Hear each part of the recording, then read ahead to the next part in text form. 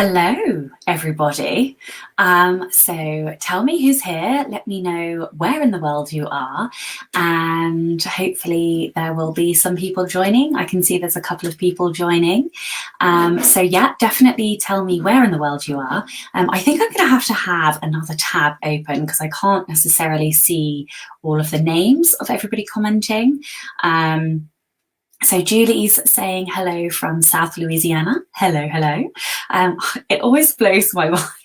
Every single time it blows my mind that the internet can, connect us across the whole world. It's just amazing. So Jessica says hello from Portugal.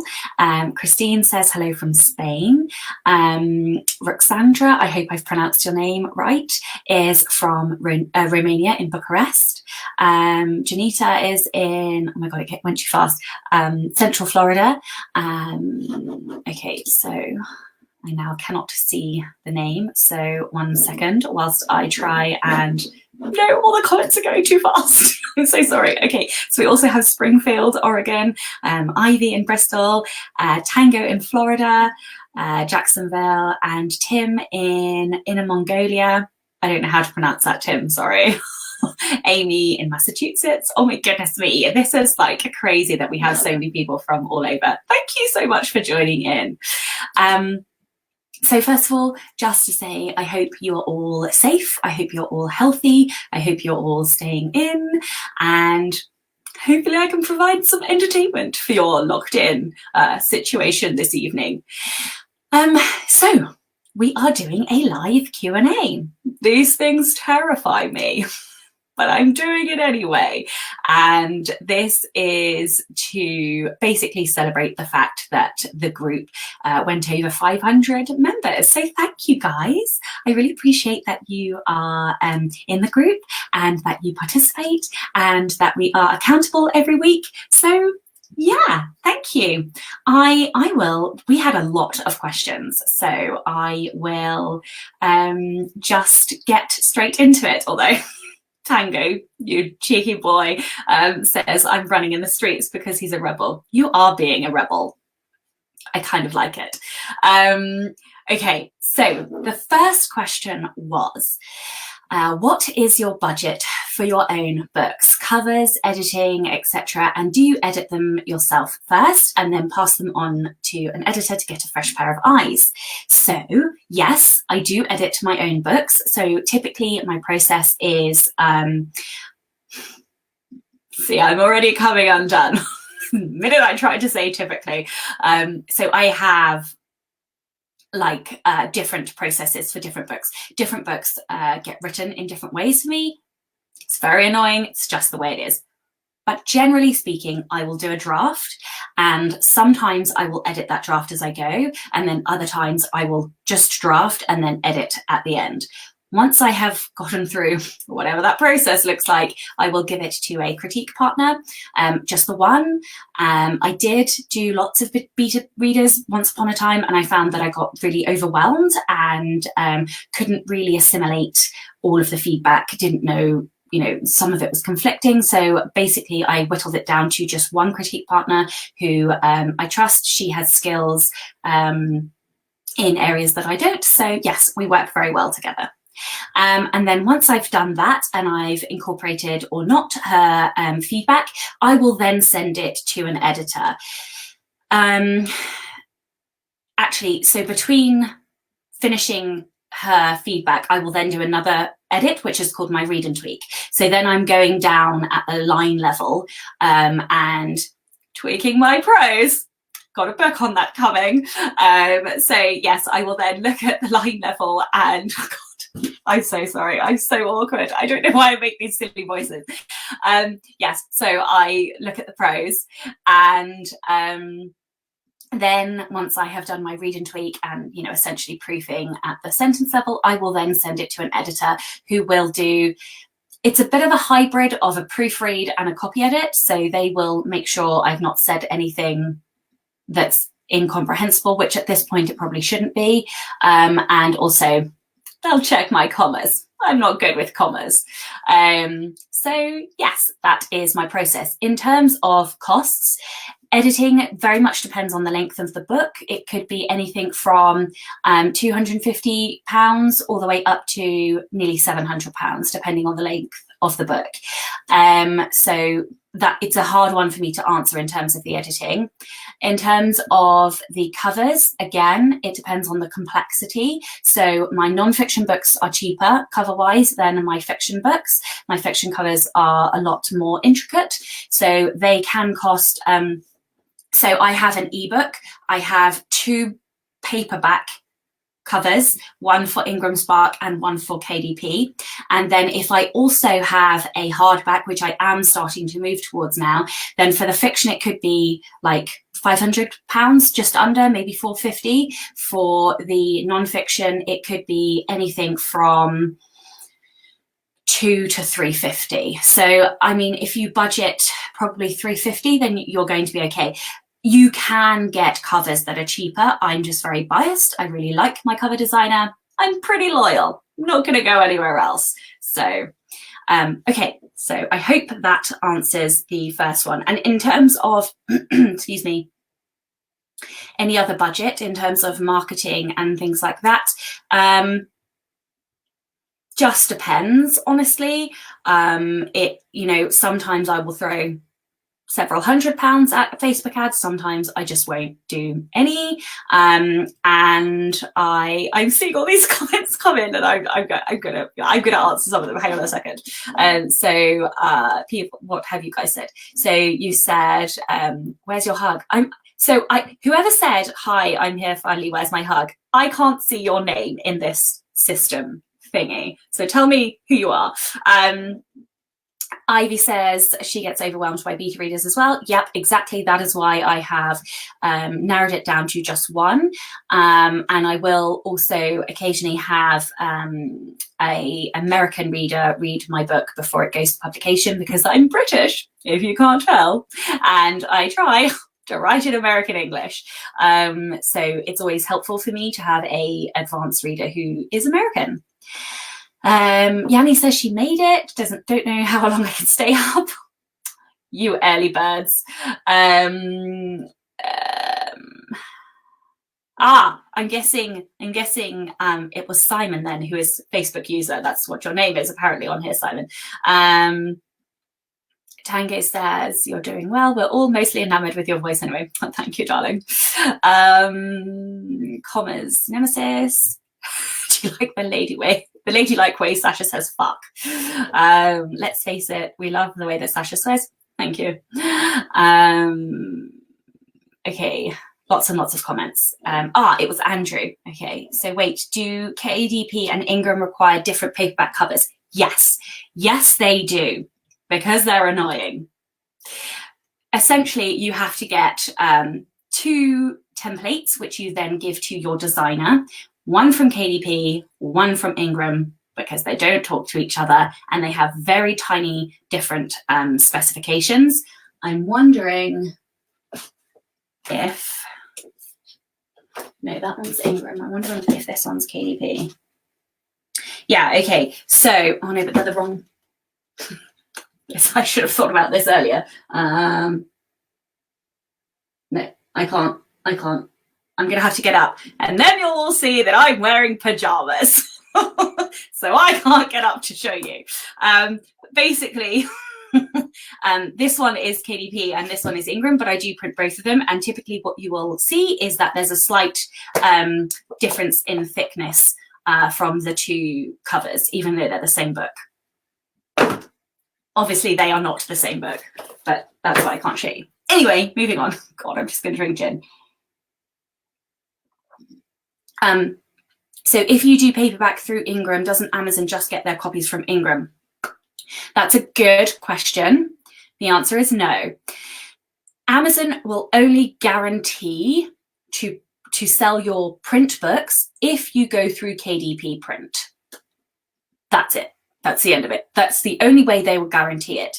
It is highly unusual for them not to accept an Ingram Spark book. However, Ingram Spark, you can do pre-orders with your paperbacks, and they will then also distribute to places that KDP Print don't. So KDP has expanded distribution, but it's like pretend expanded distribution, because it only goes to a couple of places, whereas Ingram Spark has, I think it's 36,000 different locations that it will distribute to. So I always recommend that you do both. Okay. I've answered that. Yeah. I love PJs. PJs! Okay. Disliking Amazon more and more. Yeah, I'm sorry. Okay, right. Next question. I can't believe I just showed you my pajamas. Remind me to stop doing these lives. I get far too excited. Right, okay. So next question was, I am a nightmare for showing versus telling. When is it okay to tell versus show? And I know the answer is never, but there are times when I want to keep the pace. No, no, no. Okay, you can tell. There are lots of times when you can tell, because if you did no telling, then your book would be 1,000,000 pages long. Nobody's going to read that. So I have a whole chapter in the Anatomy of Prose on showing versus telling. So I'm not gonna read the whole chapter, but I'll just give you some examples of when telling is okay. So action scenes. If you are writing a fight scene, nobody needs long, luxurious purple prose type sentences of description, because fights are fast. Nobody's like, well, you might see it in slow-mo when you're being punched in the face, but it doesn't happen in slow-mo. So you need to recreate that pace. So telling is fine in action scenes.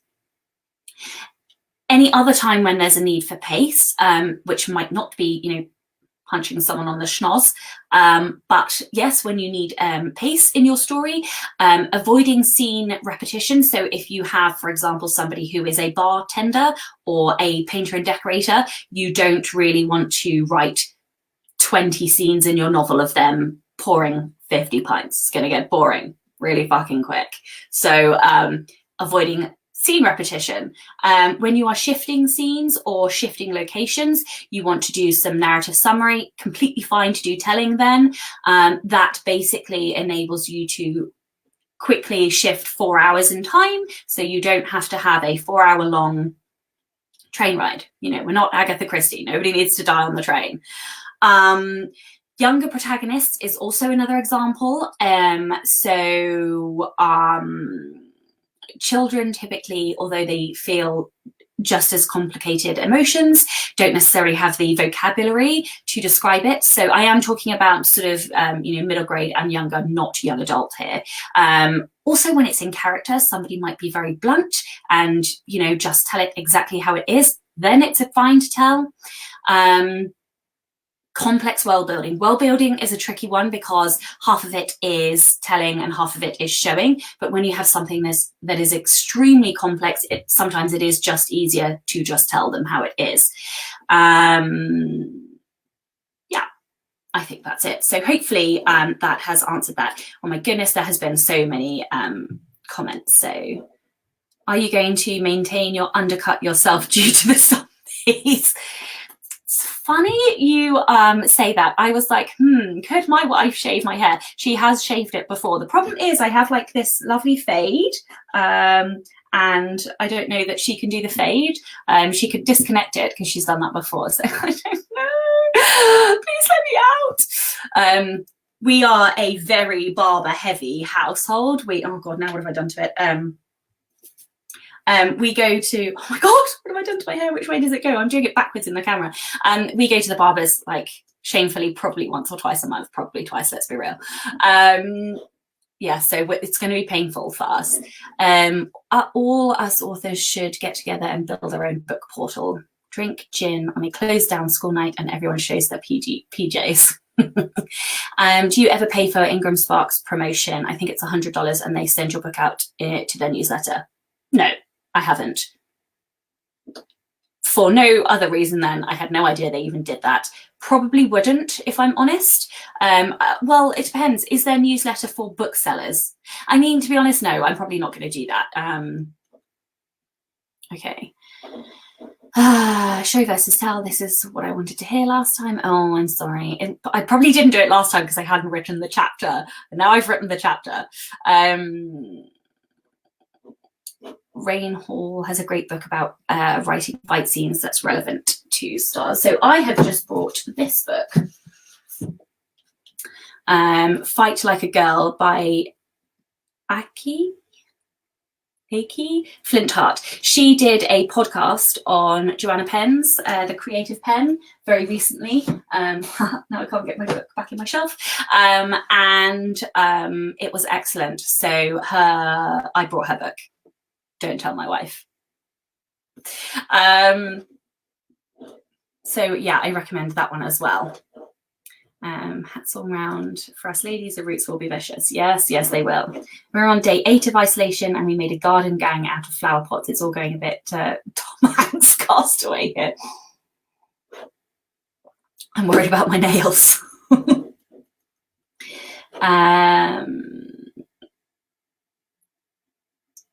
So I was reading. Read out loud, Sasha, read out loud.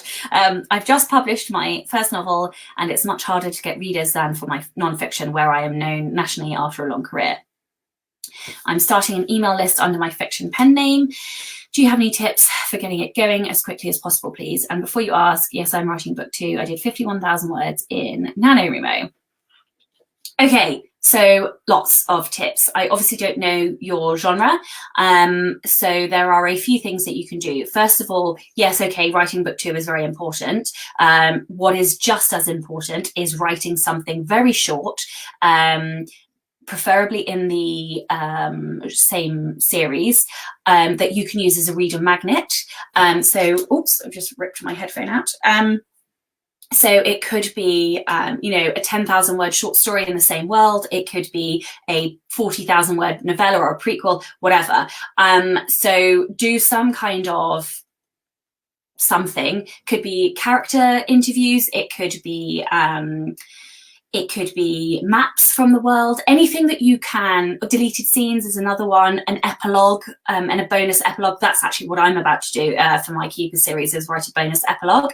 You can then use that either with Facebook ads, or you can actually publish it and put it up on Amazon and set it to free, and then have in the front and back that you can get more if you sign up.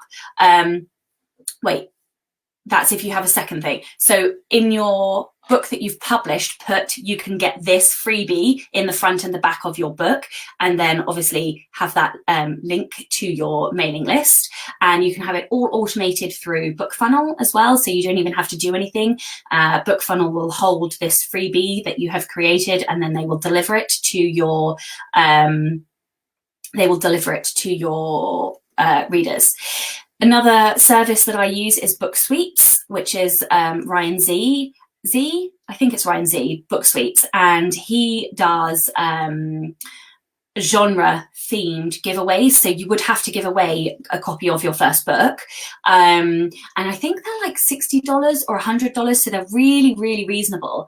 And I tend to get several hundred mailing list subscribers every time I do that. So you do have a bit of a wait though, but typically they are very good quality subscribers as well. Obviously with your reader magnet, you can do Facebook ads, targeted Facebook ads to get signups. Mailing list swaps, you can do like freebie swaps with other authors in your genre. You can set your book to free, to try and generate signups. So there's like a ton of different ways you can get subscribers, but the very first thing you really need is the reader magnet, and without that, it's hard, really. Okay, historical fiction. I have a deleted scene as a reader magnet. Great. Lead magnets, they're ethical sales. If you give it away, they love it. They'll buy the book. If they hate it, it was nice knowing them. Exactly that. Nick Stevenson has a free book called Reader Magnets, I think, on everywhere, which you should be able to get, which we'll talk about that I just tried a bonus epilogue as an exclusive giveaway for the first time. It's working pretty well. Amazing. Yeah. So can you, who said that? Can I set my books to perma-free and KDP now? Yes, I think no. So what you can do is you can, oh, okay. So you're saying you're in KDP.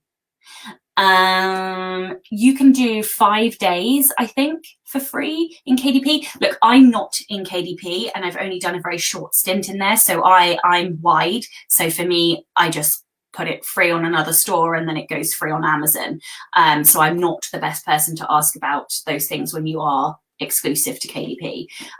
But I think you can definitely do like 5 free days, something like that.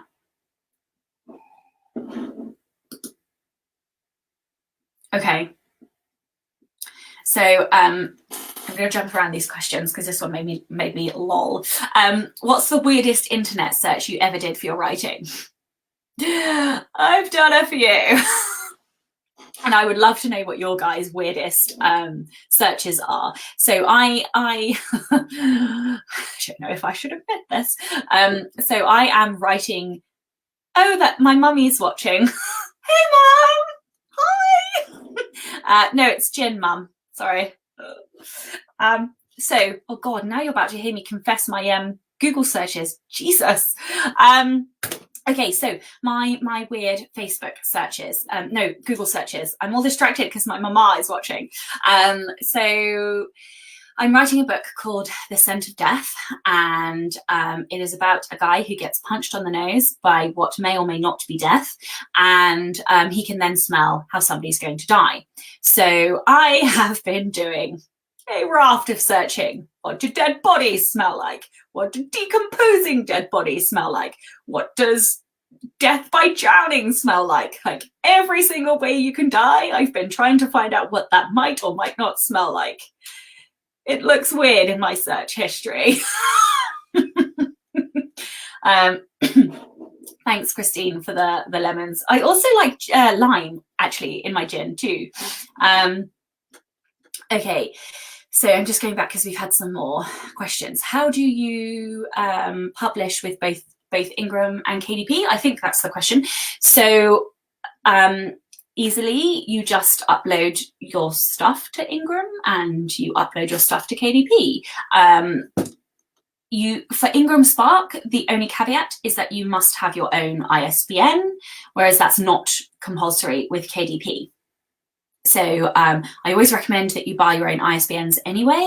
I'm actually in the process of now applying ISBNs to my ebooks just because I want control over everything that is mine. I don't want anything to not be in my control. Not that I'm a control freak, but I'm a control freak. So yes, you do need an ISBN, but just like with Amazon, you go through the same process. You upload your PDF inner file and you upload your template, which you will get from them in the first place. And that's it. So it's very easy to publish. And it will appear on Amazon and you just smush the versions together. So yes, I think if you set another store free, Amazon sets your Amazon to free. You can do free periods in KDP. Oh, it just disappeared. Hang on, where did it go? You can do free periods in KDP, but not perma-free. I had to search cooking with blood. Amazing. What's your best suggestion for a novel debut? A suggestion for, I need more information. I'm not sure what the question is there. What part of the body can you stab without killing someone? A shoulder? A butt cheek? A foot? Oh, that would hurt. Sending this. Hi Sasha's mum. Hi, mummy. I started it but didn't finish because of financial challenges. I will get back to it right after I finish my James. Okay. Hi, mum. Thanks for printing my words on a jumper. Sounds very Joanna Penn. Don't know. Let's have type in ISBNs. Oh, the control freak, is that what you meant? What is the point for independent ISBNs for ebooks? So I read an article a little while ago and I've forgotten why I had to do it. What I will do is I will get the link for that article. It's on the Alliance of Independent Authors website, and I will drop it in the comments afterwards, and that kind of explains why you should have them for your ebooks as well. It's really not compulsory. It's just that it then looks like it's under my publishing imprint, I think. I think that might have been why. Brilliant book idea. I can't wait. Mine's Poisonous Plants. How much belladonna does it take to kill someone? How much arsenic? How to kill someone? Okay, cool. So moving on.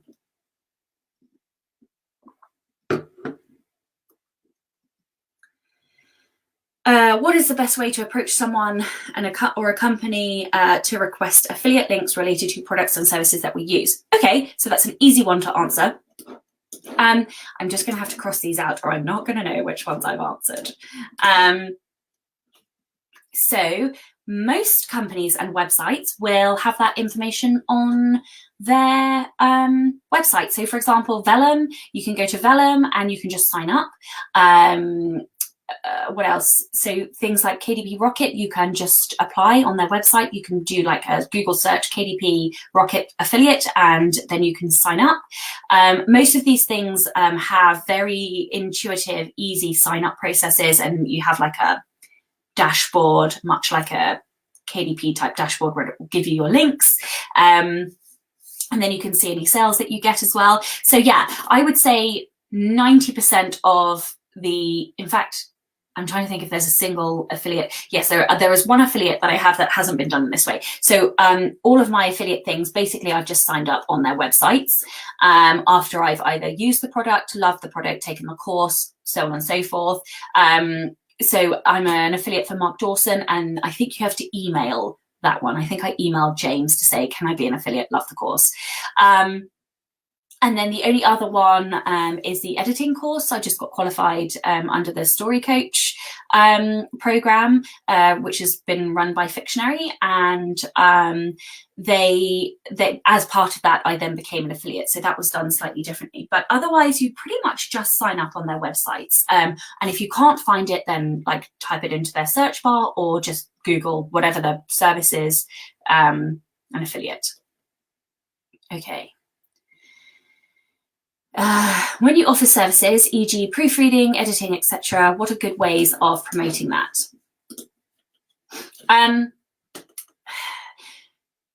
So there are so many ways that you can do this, and the difficult thing, I think, is that it's a bit of an ecosystem. So for me, I promote my editing because I have non-fiction books kind of in the arena of the same topics. I have a podcast which runs on the same topics. I have had a blog which I've nearly dropped the gin for the last like 7 or 8 years, where I have posted content in and around it. So I have built up that audience over time by putting content out there. Content marketing is not fast. It is not a quick method of building an audience, but it is a very reliable method of building an audience. But what this goes back to is having a mailing list. So you need some way of capturing the people that you are sharing this content with. So if you decide to do blogging, you must have a mailing list that goes with that. If you do a podcast, you need some method of capturing perhaps it's in your intro and your outro. The other ways you can do it are by becoming members of like societies. So there's a society of editors or proofreaders. There's Ally. So if you're a partner member of Ally, then you can go into their their partner directory, and you can advertise. When you're a partner, you can also advertise with them. So they do like a magazine every quarter, and you can put adverts in there. Also things like what is going on with my quiff today? You can also do things like podcasting. So if you don't want to set up your own podcast, then you can go on other people's podcasts. So an example, I've recently interviewed my cover designers. So they're going to come on and they will share their expertise about working with designers and how to get the best cover. But also it's then promoting their service as well. And there will be links to their website and their services as well. So I would say any form of content marketing that you can possibly think of, be it going and appearing on other people's websites or podcasts or whatever. Also doing things like offering a discount, reaching out to people who might have an audience. You know, let's say you're a dog walker, you could reach out to other dog walkers and say, you know, let's do a dog walking event. Or if you're editors, then you could reach out to people who have a mailing list and say, look, I'd love to offer your mailing list a 10% discount if you promote the service. And so you can do things like that as well. I've forgotten the question. So when you offer other services, you do proofreading, editing, what are good ways of promoting that?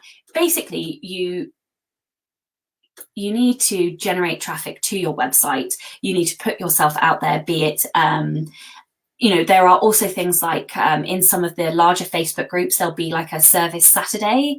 So I can't remember if that's the 20 books group or if it's the SPF community, but big groups like that, they'll do a services thread, and you can post on that thread that you have some kind of service.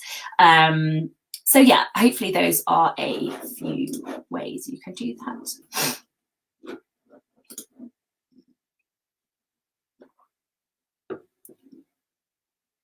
Did you find writing your second book hard? Yeah. I mean, it was brutal. So I thought writing the first book was hard. The second book was so much harder. It was so painful. There is nothing I can say other than it was absolutely 50 shades of fucking brutal. And I really didn't think I was going to get to the end of it. I thought I was going to be a one book wonder, and that was it. And I have to say, writing the second book in the non-fiction was just as hard as writing the second book in the fiction. I'm not sure if, I mean, everybody talks about second book syndrome, and I think it's literally the psychology behind it. You've put your first book out there, you then put all of this pressure on yourself to make the second book just as good or better. And what if it's worse? And what if I can't write? What if it was a fluke? I'm a failure. I'm a fraud. Like all of these things, they go round and round and round. And it's horrendous. Yeah, it was awful. I have to say, writing the third book has been even harder than the second, which is testament to the fact that I've still not published it. I do think part of that was because I left my job and I did a whole bunch of other things. Writing the third book in the non-fiction was super easy. I loved writing The Anatomy of Prose. So yeah, I don't know that I have any good advice other than to say, dig deep, you got this. Just, you've done it once, you can do it again. And everybody, and I do mean everybody, struggles. But you're gonna do it, because I know you and I know who asked this question, and you've done it once. You're gonna do it. I have no advice. It's so hard. It is so hard. The second book is terribly, terribly, awfully hard. It is a form of torture. But you will do it, because otherwise I will berate you for the rest of your life. Okay. What is your number one tip for getting noticed online?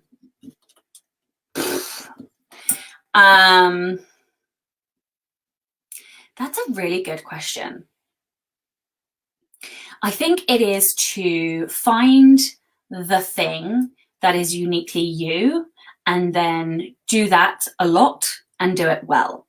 So one of my favorite people is Icy Cedric.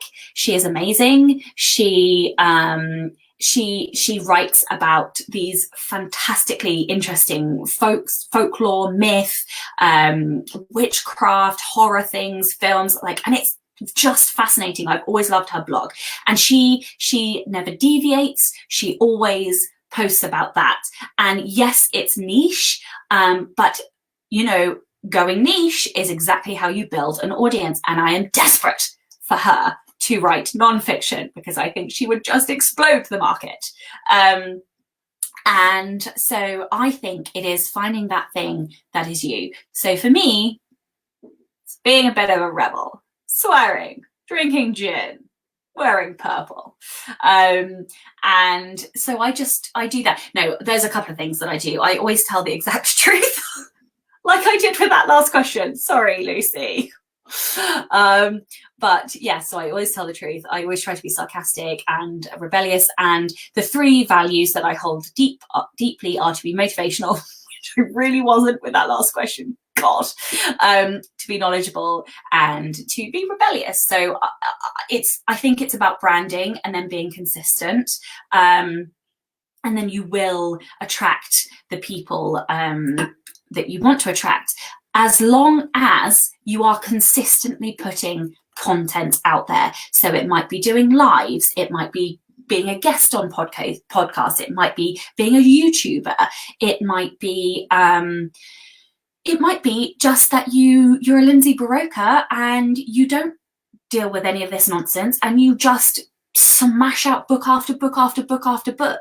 Like, I think a lot of people get very caught up in trying to work out what the panacea is. You know, what is the silver bullet that will work for marketing? And I just don't think there is one. I just think you have to work out what it is that you love, work out what it is that you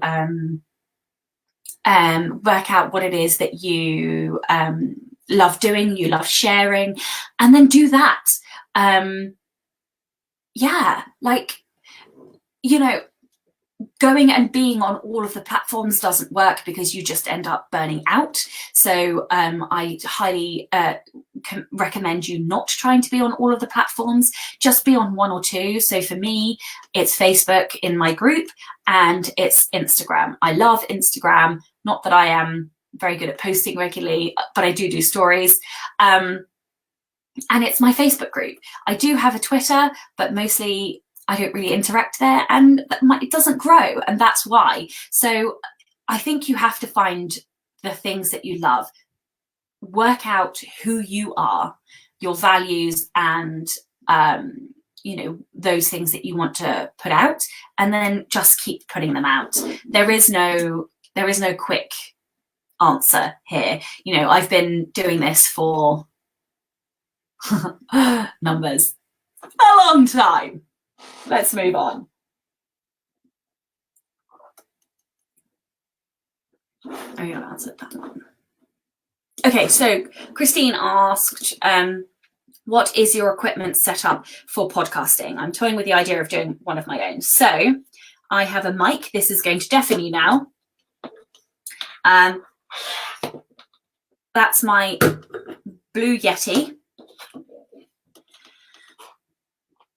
So it's my Blue Yeti mic, and but I started with an AT2020 mic, which was lovely. It's still lovely. I still love it. I just brought myself a birthday present. So I use my Blue Yeti, and then my Blue Yeti doesn't have like a pop shield. So this is a pop shield, which I will often use when I'm either doing audiobooky things or podcasty things, or you can use one of those wind. Look at me gesturing. I'll just show you. So this is like a little microphone, puffy. What are words? It goes on the microphone. And then I also use headphones. I have a lot of different headphones. I ended up using just cheap headphones that plug into the back of the mic. And then software. So software, you can use free software. So there's free software called Audacity, which is fantastic. I used that for the longest time. I only recently upgraded just because I heard a lot of good things about Amadeus Pro. So, and that was only, I think, $50, something like that. So I now use Amadeus Pro, but I use Audacity, or will be using Audacity for checking my audio files because it has a plugin. And I think that's probably it. Oh, no, so the other thing I do use is Calendly, which is Calendly, Calendly. And it's amazing. It's a calendar, a digital calendar that integrates with your Google Calendar, and it will show people in whatever country they're in the times that you are free, that you have told it you're free, but in their time zone. So I send them this link, and I've pre-told Calendly my availability, and they then see my availability, but in their time zone. It's amazing. And then it just like drops into the calendars. You can tell I've had gin. Getting liberal with my gestures. So yeah, mic, headphones, and you're good to go. Oh, I do use Skype or Zoom, and with Skype I've had to buy Ecamm, which is like a 40 quid screen recording thing, but also I use Zoom, which you can use for free if you're just interviewing like one person. Okay.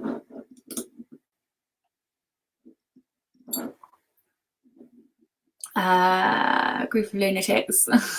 I saw Sasha do a webinar and some online writers conference and her helpful worksheet. Oh no, how did you wind up here? Oh, your books are 200,000 words, so the cost is high. Yeah.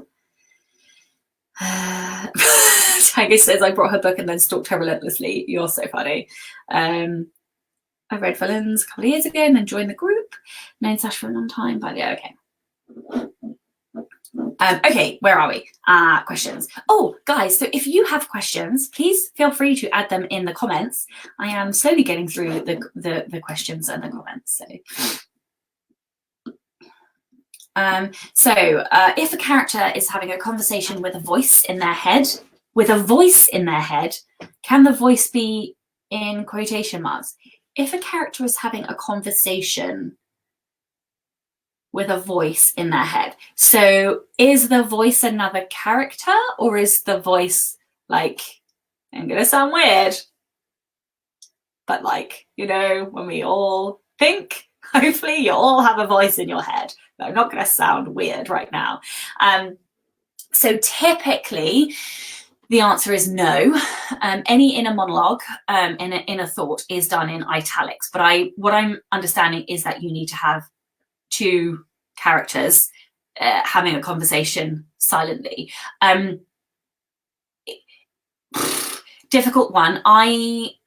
My gut is telling me that no, it does need to be without quotation marks. However, I am almost certain that Stephen King has broken that rule.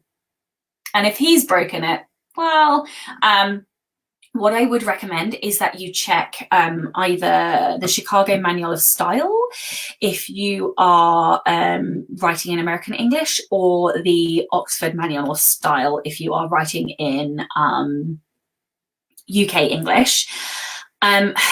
Ultimately, it kind of depends on how it reads, I would say.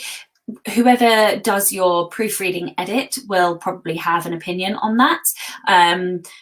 So I've just debated with my editor whether or not I should be using single quotation marks and double quotation marks, or just double quotation marks, because I'm like, well, with sarcasm, it's like air quotes. So you need to differentiate those from a quote that somebody has said. And the Chicago Manual of Style is unclear about that. Though it does say to make things clear, you should always use double quotes. So I think as long as you are consistent and you've given it to somebody else to read and they are not confused by it, then you're probably going to be okay. But I'm not a grammar nerd, and I do tend to refer to the manuals when it comes to things like this. So yeah, I mean, my gut is saying no, it needs to be just italics, but hey, fuck the rules. Do whatever you want. Okay, so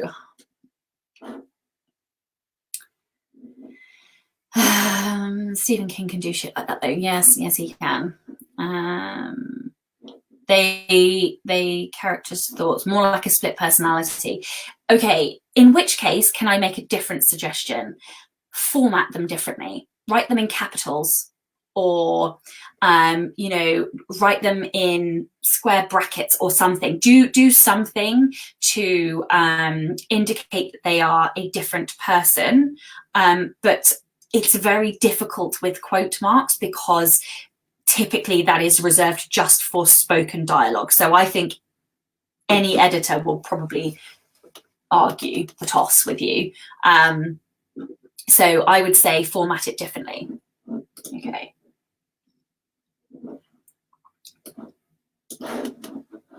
Okay, what is the next question?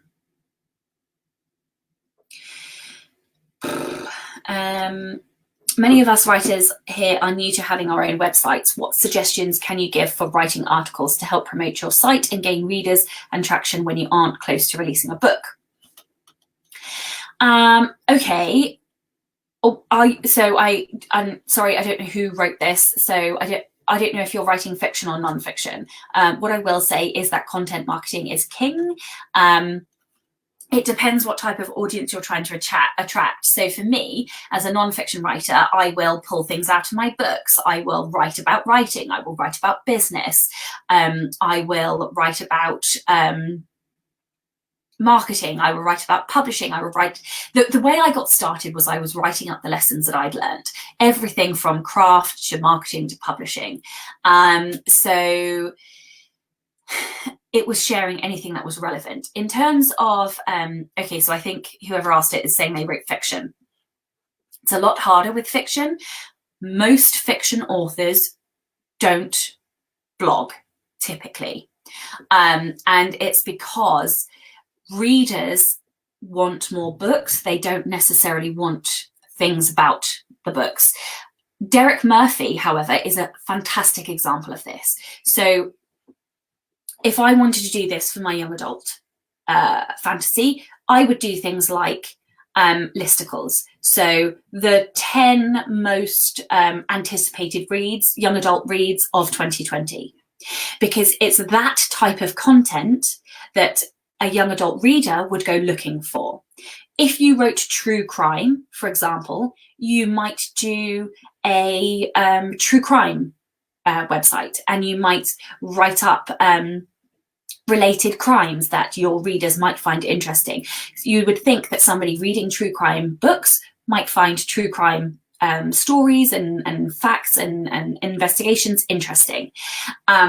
If you write historical fiction, for example, you might go visiting to castles and do 10 things not to miss out when you go to Warwick Castle, for example. That was probably terrible. I'm really sorry to anybody who writes historical fiction. I clearly know nothing. Or if you wrote about like the World War, then you might do, 10 bits of equipment that soldiers used in World War II that you've never heard of, or, so it's thinking, it's not thinking about this from your perspective as the writer. Content marketing is all about the reader. So when you go to a book, what is it that you're looking for? What would you type in to Google?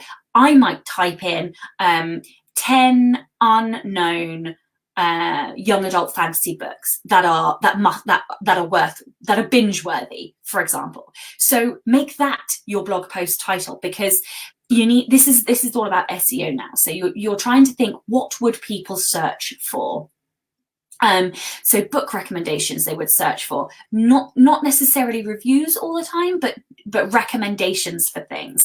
So Claire Lydon is a fantastic example. She writes lesbian romance, and she's got a series set in London, and she wrote a series of blogs, 10, 15 places to visit when you're a lesbian, or here are the places that Kat and Claire, or whatever her characters were called, visited in London Calling, I think her book's called. So she then took the characters and the locations from her book and wrote a post and then put it on her site. And she gets loads and loads of requests from people coming to visit London who have read her books to say, you know, where should I go? What's on the scene? So it's, yeah, it is thinking about the themes and the content in your book and what people then might search for.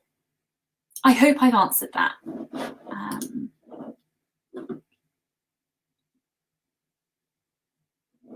Okay, so Richie says, what's the best way to boost productivity, especially now when the mind's maybe preoccupied with certain other viral issues?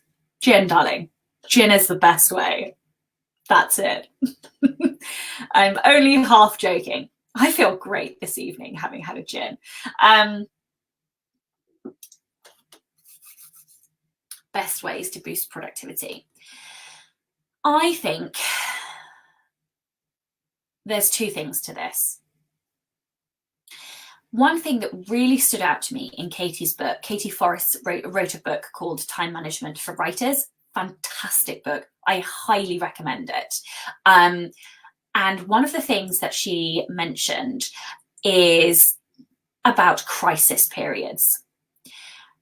Now, a crisis is something that is short-lived, but incredibly intense, both emotionally, physically. It disrupts life completely. And her question is, why would you try and work when somebody's just passed away, or you've just had a car accident, or you've just broken a bone, or the whole fucking world's fucked because of a virus? You know, do you have to write? Do you really? Do you? Do you though? Question the premise, Ritu. Question the premise. Like Becca Syme would say,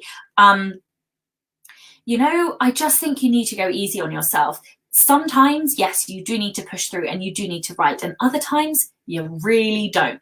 Nobody knows what's going on. Nobody knows when we're going to get let out of our houses.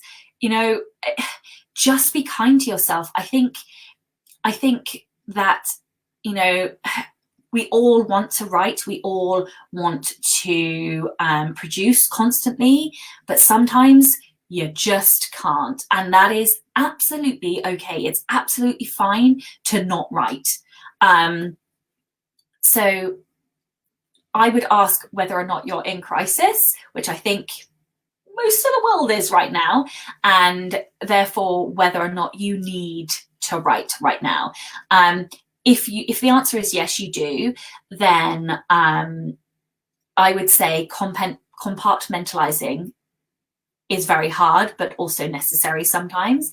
I would say if you have somebody to look after your kids, then go sit in the car for half an hour in silence with your laptop, because ultimately trying to write in a house where it's full of people is really, really hard.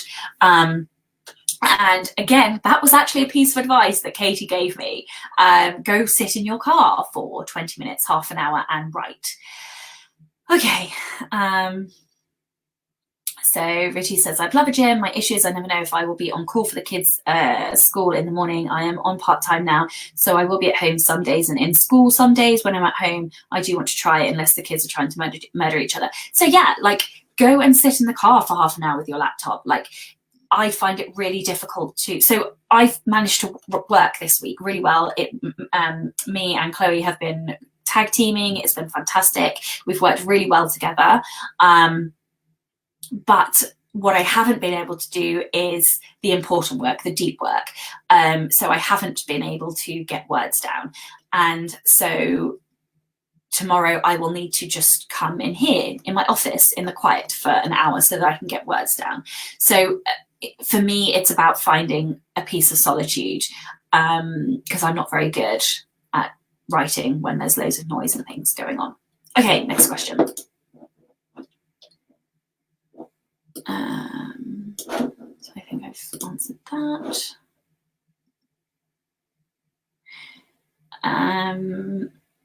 How do you motivate yourself to get the words down when there's nothing in the tank? self-flagellation.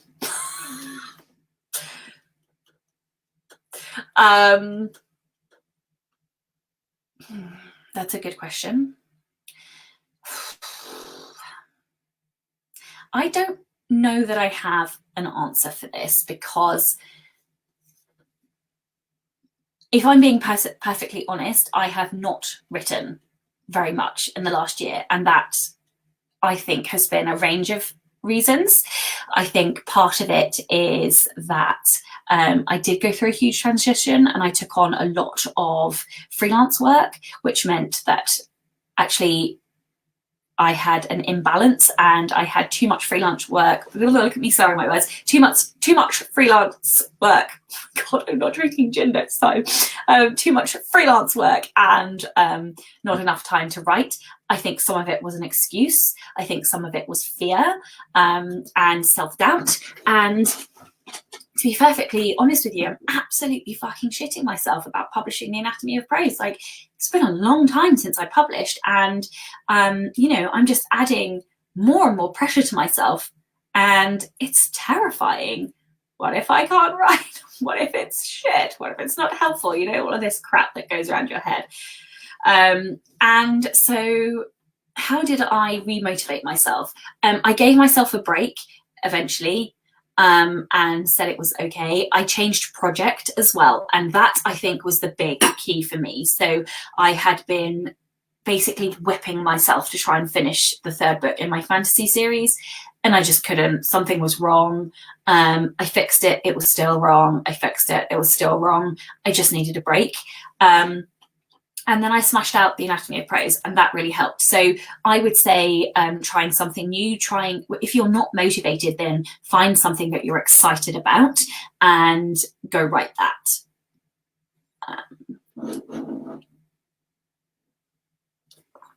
No more gin.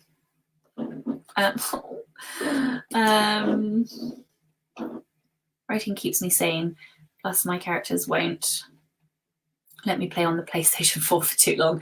My whip is super difficult to progress on, because the MC is an FBI agent facing administration that hates them, and the reality that there's a war between extra-dimensional forces, and they aren't ready for it. The current administration is triggering. It's all too real. Yeah, write something else. It is my best advice, because when you're in that mindset and you're blocked, you're just blocked. So yeah, write something else. Or also try flash fiction and prompts like that. That sometimes gets my juices going. My non-fiction book draft is going really well. I think it's because I can control that. If I don't do much, I'll only get upset at not seeing or cuddling my 4-year-old granddaughter, or worrying about that. My mum is also struggling with not seeing my son. Self-flagellation could be worse. Sasha could be a cider through the straw.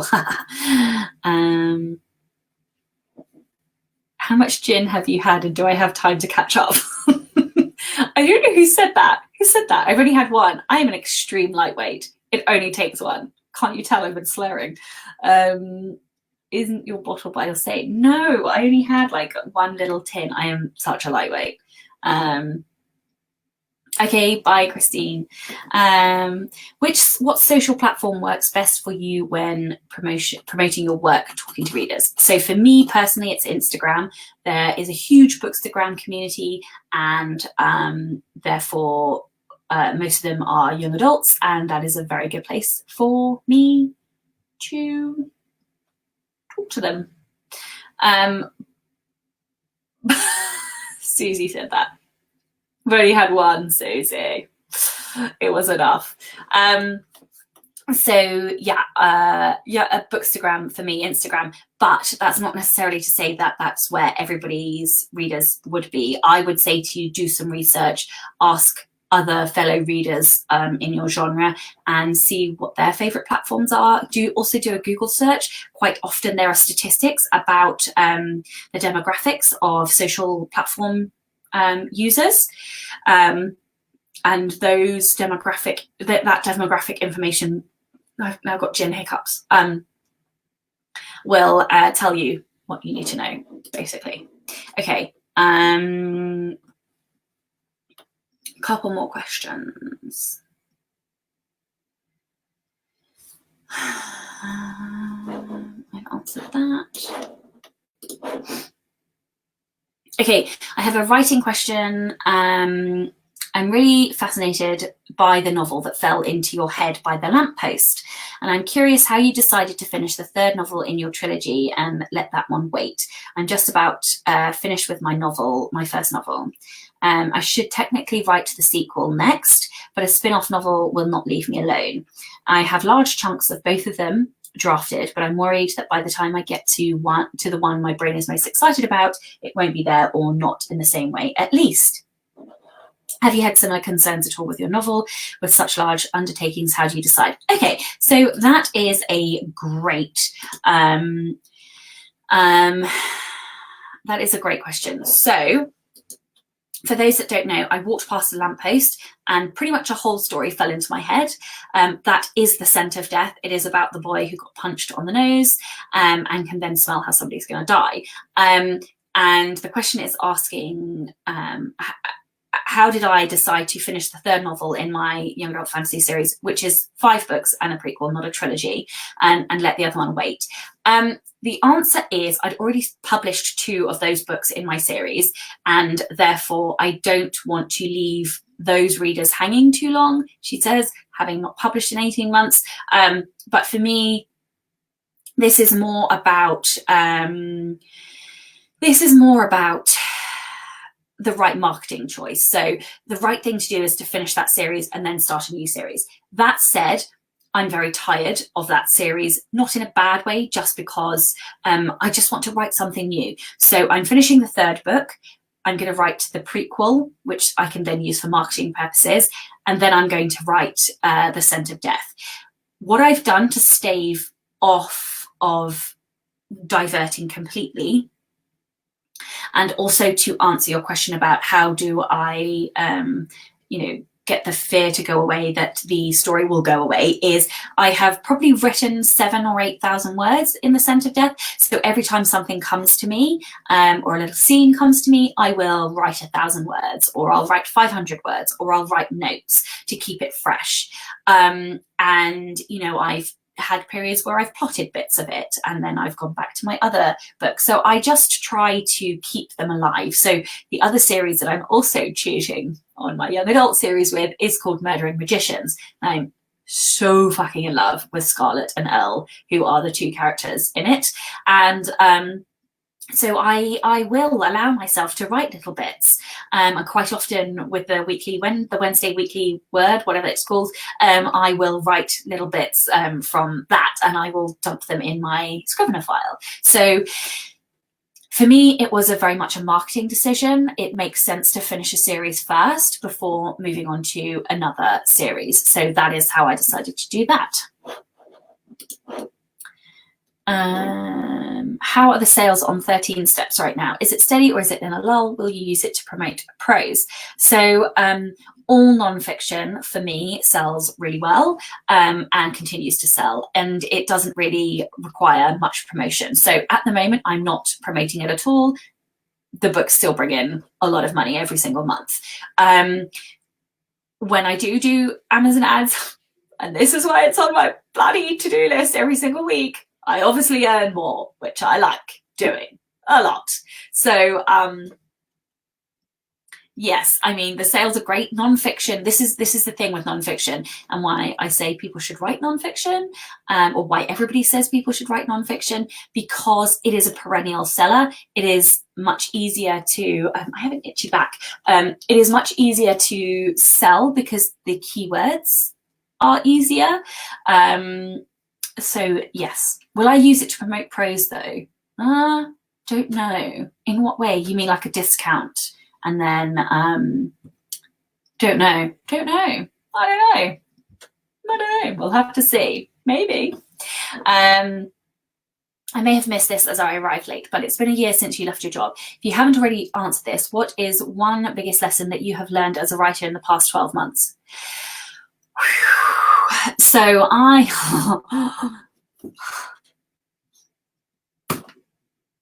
you're gonna make a lot of mistakes. That is probably the thing that I have accepted. Gonna fuck up a lot. I'm going to write a post on this. My anniversary is the 30th of April / the 1st of May. So I am going to try and get this post out for that date. I have got 2 other posts. One I wrote at 3 months, one I wrote at 6 months. Just kind of capturing the lessons that I've learned. I've learned so much. I think one of the biggest mistakes I made was not having enough faith in myself. I took on so much freelance work that actually I didn't then end up being able to write as much as I wanted. But that was a bit about fear, a bit about needing to know that I was going to pay my bills. And yeah, so I would probably say to have a bit more faith in myself in terms of knowing I will make the money. But honestly, so many lessons about sleep, lessons about prioritizing. So another mistake I made for a long time was starting with emails or freelance work instead of my writing. I know Susie, who's been listening, always does her freelance work first. I'm the other way around. My most creative time needs to be on my books because I want to get to the point where I don't need freelance work, and I am getting there. But so for me, it's about making sure that the first work I do in the morning is always creative. When I started doing that, everything changed, and so that is probably also another massive lesson. But I will write this up, and I'll probably do it as a podcast as well, I think.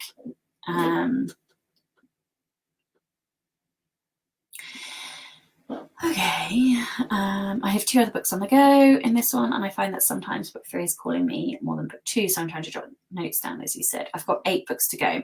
So if I am working on the 3rd book in the young adult fantasy series.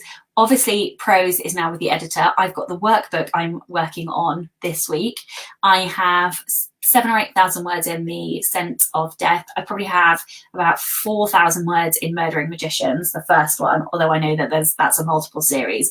And then I have another non-fiction book, which I'm not talking about right now, which is I'm just having the cover done for. See, look, I can't count. I've lost count of how many books that is.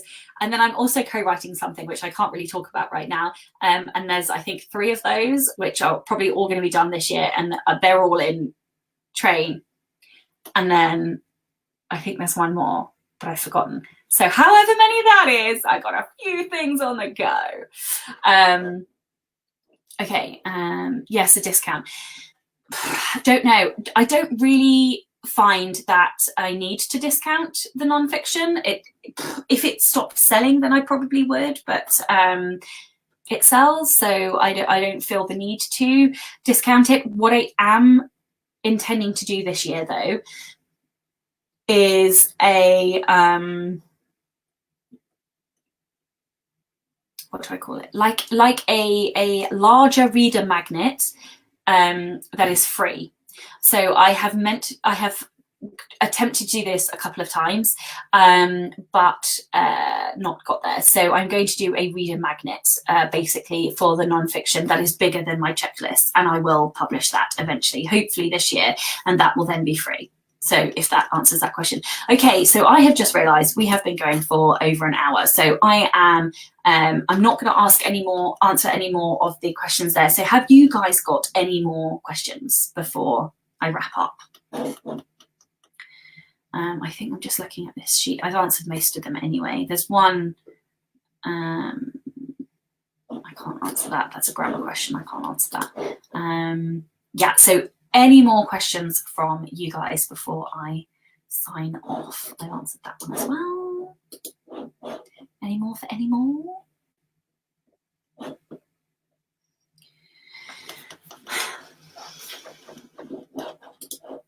Okay, I don't see any more questions coming in. So I am guessing that that's probably it. When are you going to read Wild Seed? You missed it last time I asked. Oh, I'm so sorry.